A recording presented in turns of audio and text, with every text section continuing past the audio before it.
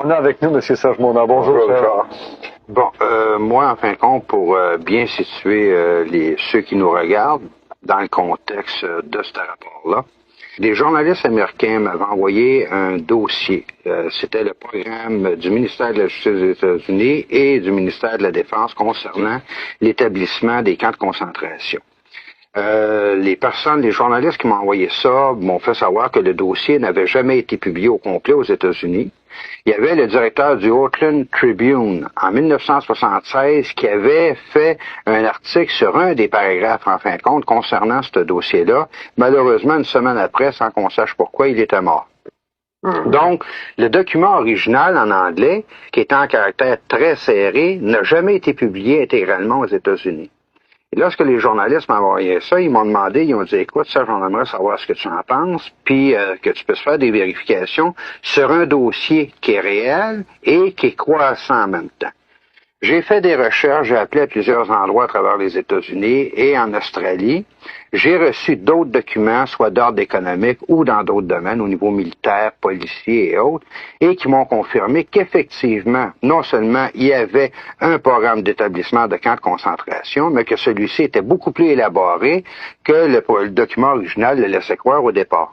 La façon que ça a été organisé, ça passe inaperçu, dans le sens que la majeure partie de ces camps-là sont situés soit à proximité ou à l'intérieur de bases militaires américaines, mais ce qui est quand même bizarre, comme celle qui se trouve en Floride, c'est que dans une base militaire, dans une prison militaire, on retrouve des prisonniers de droit commun au niveau civil.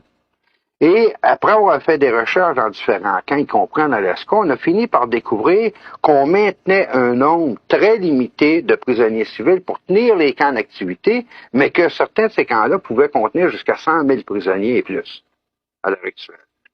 On a des rapports que sur l'entraînement, ce qui va sûrement surprendre des gens, l'entraînement de troupes militaires soviétiques, coréennes, de Mongolie, d'anciennes régions du bloc de l'Est sur la frontière du Mexique, sous le couvercle des Nations Unies, et ces troupes traversent la frontière mexicaine, américaine et canadienne sans jamais être badrées par les gardes frontières. On a juste à poser, sécurité ou secret d'État, et à ce moment-là, plus personne n'ose parler de quoi que ce soit. D'accord? Le fameux complexe militaro-industriel et américain, qui a continué de grandir et qui s'est drôlement accru en importance, surtout pendant la guerre du Vietnam, est un gouvernement à l'intérieur du gouvernement américain, mais un gouvernement aussi indépendant avec toutes ses structures, excessivement puissant.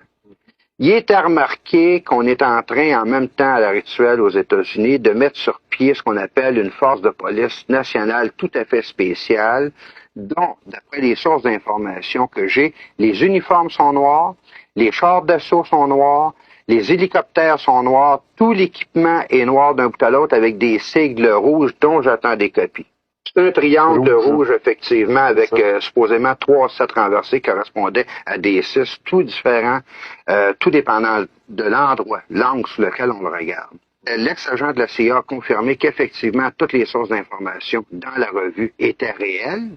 Et il a aussi manifesté son énorme surprise à savoir comment ça se faisait qu'un journaliste canadien puisse posséder autant d'informations que ça, surtout sur des sujets qui n'ont jamais été publiés nulle part, qui ne sont pas connus des populations. La façon que les plans sont mis sur pied aux États-Unis, de sources sûres, avec preuve à l'appui, on sait que par le biais des Nations Unies, on veut instaurer un nouvel ordre mondial pour l'an 2000. Milieu 1999 en 2000, avec un énorme spectacle cosmique, ainsi de suite, toute la patente pour être sûr d'impressionner les gens. De toute la planète. De toute la planète en même temps. Ça explique beaucoup, en fin de compte, les voyages de la navette spatiale et tout ce qu'ils sont en train de faire dans l'espace. Mais pour revenir aux camps de concentration, les camps de concentration sont organisés de manière à servir à la première étape de camp de rééducation pour tous ceux qui ne seront pas d'accord avec l'établissement d'un nouvel ordre mondial. Et il faut dire que toutes les techniques utilisées ou expérimentées entre la CIA et la médecine militaire aux États-Unis vont faire l'objet d'un prochain dossier que je vais publier là après celui-là dans le courant de septembre. et qui va démontrer en profondeur toutes les manières dont ils vont s'y prendre pour faire des lavages de cerveau, briser la personnalité, rééduquer les gens en fond.